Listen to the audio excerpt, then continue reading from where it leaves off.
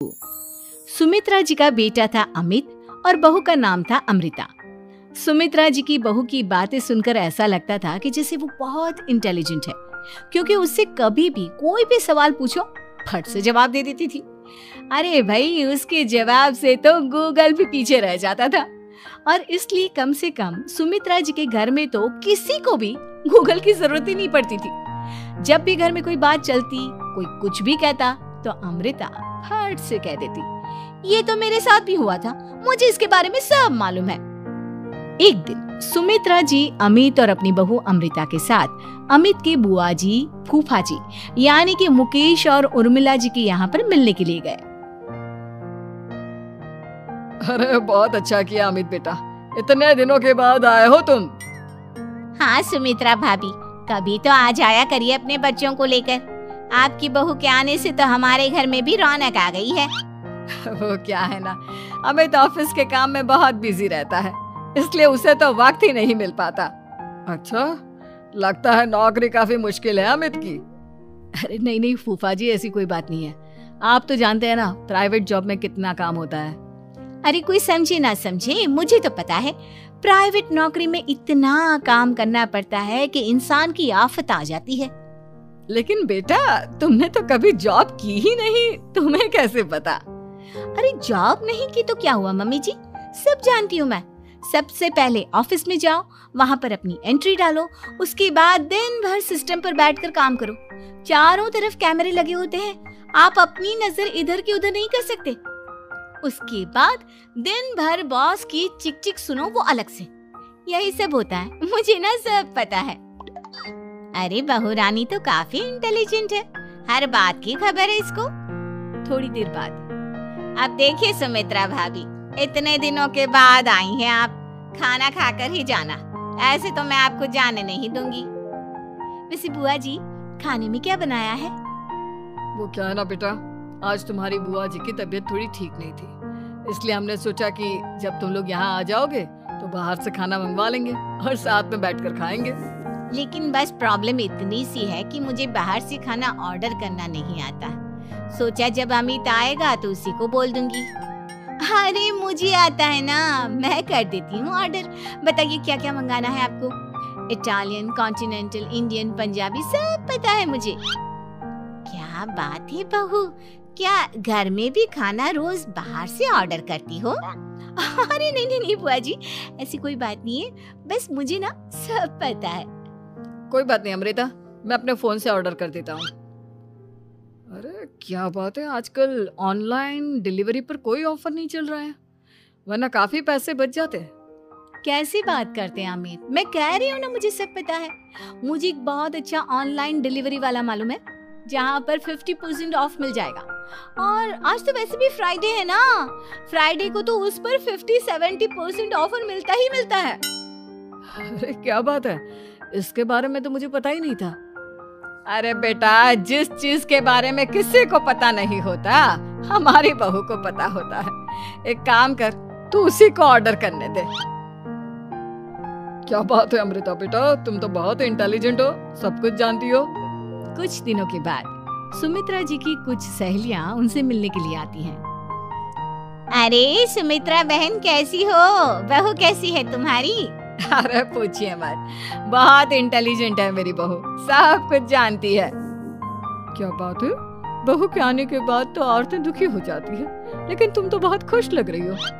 वो क्या है ना, मेरी बहू है ही इतनी अच्छी। अरे तो बुलाओ ना, हमारे साथ बैठेगी, बातें करेंगी तो हमें भी अच्छा लगेगा। सुमित्रा जी अमृता को बाहर बुलाती हैं और उसके बाद सब लोग बातें करने लगते हैं। क्या बताऊं, कुछ दिनों से घुटनों में इतना दर्द हो रहा है कि चला भी नहीं जाता।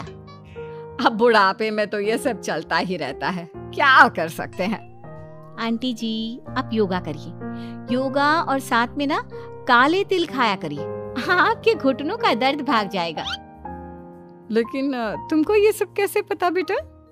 अरे मेरे भी घुटनों में दर्द होने लगा था, मैंने योगा किया और काले तिल के साथ गुड़ मिलाकर उनके लड्डू बनाकर खाए, एकदम ठीक हो गए हैं मेरे पैर। अमृता, ये तुम क्या कह रही हो? इतनी कम उम्र में तुम्हारे पैरों में दर्द कैसे हो सकता है? अरे मम्मी जी, सच कह रही हूँ, एक बार अगर कोई ये नुस्खा अपना लेना बस मजा आ जाए। ठीक है बेटा, अगर तुम कहती हो तो मैं ये करके देखती हूँ। मुझे सब पता है आंटी जी, ये मेरे साथ हो चुका है, इसीलिए तो बता रही हूँ मैं आपको, ऐसे नहीं बताती किसी को। कुछ दिनों के बाद अमित अमृता को अपने दोस्तों के साथ घूमने के लिए ले जाता है। क्या यार, क्या जिंदगी हो गई है। सारा दिन ऑफिस का काम करते रहो, अपनी हेल्थ पर तो ध्यान ही नहीं दे सकते। अरे क्यों नहीं दे सकते अपनी हेल्थ पर ध्यान? सब दे सकते हैं, इंसान चाहे तो कुछ भी कर सकता है। क्या बात है भाभी, आप इतनी श्योरिटी के साथ कैसे कह सकती हैं? अरे आजकल ना एक से एक एप्लीकेशन है मार्केट में, और जानते हैं उसमें कुछ एक्सरसाइज तो ऐसी बताते हैं जिन्हें आप अपने ऑफिस में बैठे बैठे, मेरा मतलब लैपटॉप पर काम करते करते भी कर सकते हैं।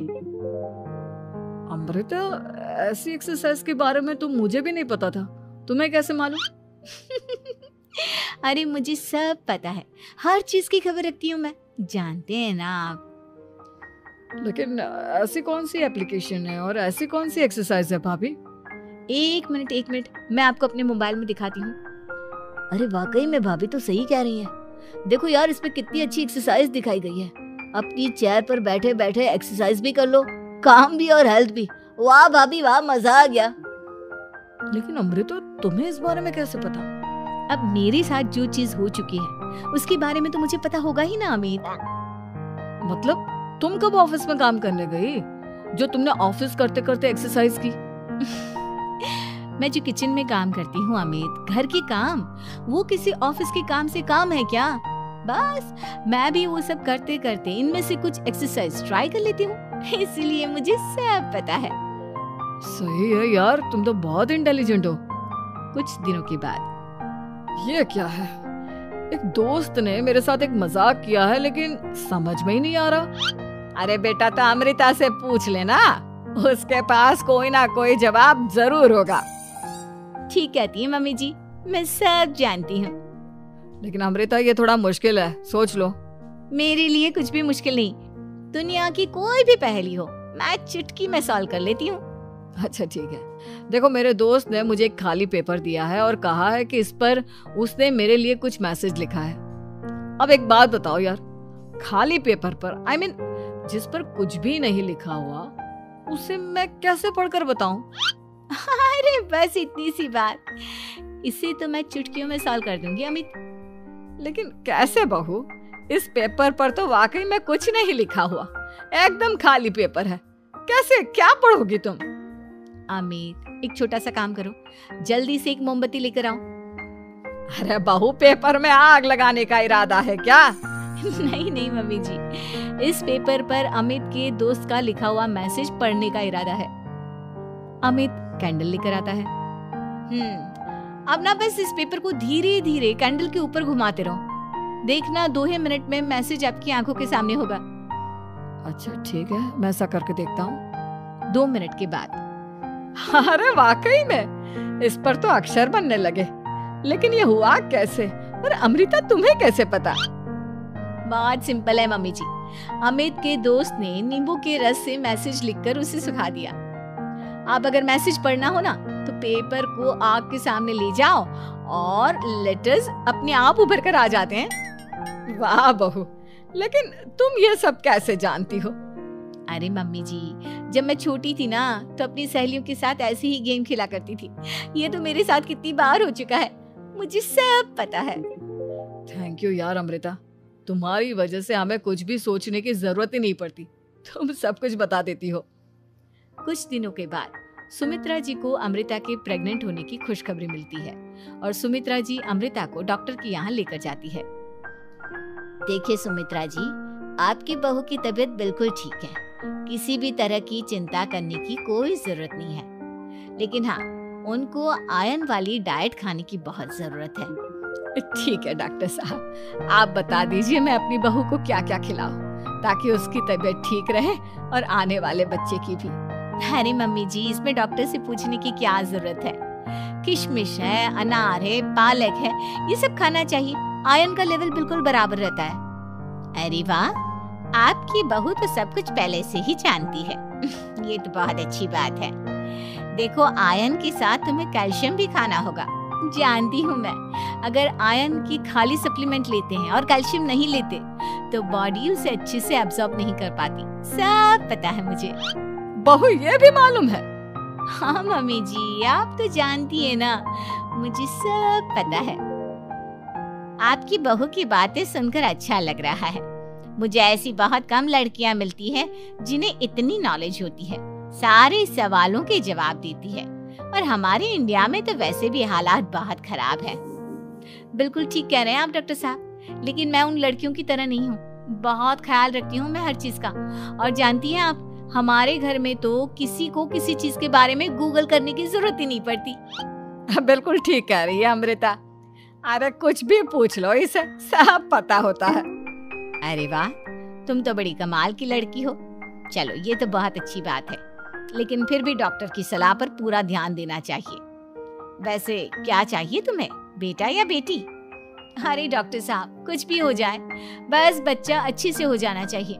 मुझे तो दोनों में से किसी से कोई भी परेशानी नहीं। और सुमित्रा जी आप? डॉक्टर मैडम, मुझे तो लड़के और लड़की में कभी भेद करने की आदत ही नहीं है। पोता आए या पोती, मेरे लिए तो दोनों एक बराबर है। सुनकर अच्छा लगा। वैसे आप जानती हैं, हमारे यहाँ पर तो लोगों को बड़ी बेचैनी रहती है ये जानने की कि पेट में लड़का है या लड़की, लेकिन विदेशों में ऐसा नहीं होता।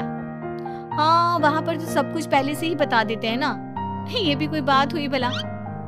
लेकिन तुम्हें कैसे पता कि वहाँ पर सब कुछ पहले ही बता देते हैं? अच्छा हाँ, तुम तो सब कुछ पहले से ही जानती हो ना।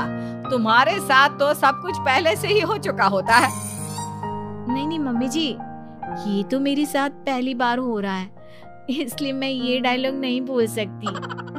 अमृता की बात सुनकर सुमित्रा और डॉक्टर दोनों हंसने लगते हैं।